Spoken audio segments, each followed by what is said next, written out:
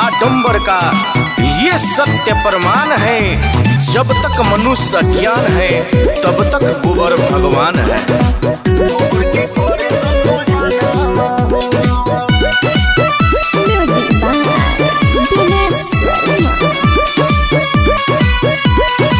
सत्तर साल बीतल कहते कहते वर्ण व्यवस्था में अछूत रहते।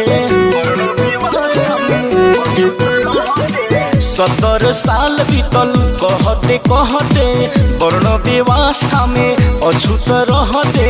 कबो न पढ़ल संविधानवा हो झूठो के भीम जी के माने लो महानावा, पत्थर के करे लो पूजा नावा हो। झूठो के भीम जी के माने लो महानावा, गोबर के करे लो पूजा नावा हो।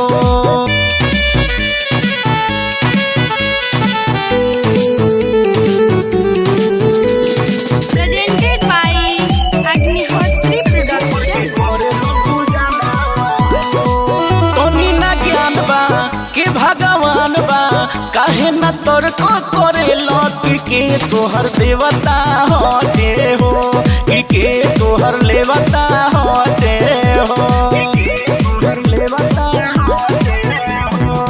तनी न ज्ञान बा के भगवान बा, काहे न तर्क करे लौट के तोहर देवता होते हो, के तोहर लेवता होते हो। करे लो हिंसा के भजनवा हो, झूठो के भीम जी के माने लो महानावा, पत्थर के करे लो पूजा नावा हो। झूठो के भीम जी के माने लो महानावा, गोबर के करे लो पूजा नावा हो।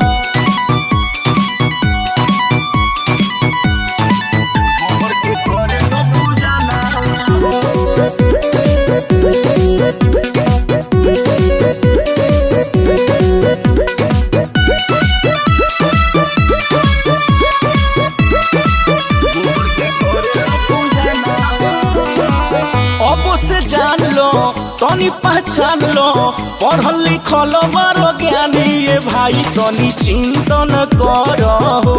ए भाई तनी मंथन करो हो। अब से जान लो तनी पहचान लो, पढ़ल लिखल बड़ो ज्ञानी ये भाई तनी चिंतन करो हो। ए भाई तनी मंथन करो हो। माता पिता से के महानावा हो, झूठो के भीम जी के माने लो महानावा, पत्थर के करे लो पूजा नावा हो। झूठो के भीम जी के माने लो महानावा, गोबर के करे लो पूजा नावा हो।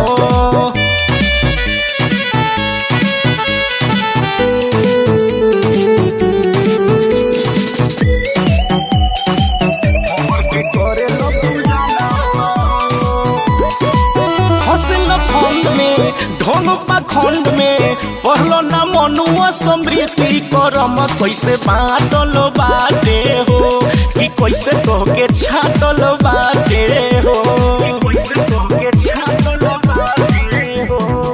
फसल फंड में ढोंग पाखंड में पढ़लो ना मनुआ समृद्धि करम कैसे बाटल बाटे हो, कि कैसे तोहके छाटल बाटे हो। मुन मुन धर्मेंद्र कहे बियानावा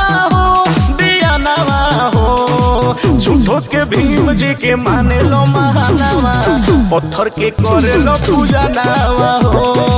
झूठो के भीम जी के माने लो महानावा, गोबर के करे लो पूजा नावा।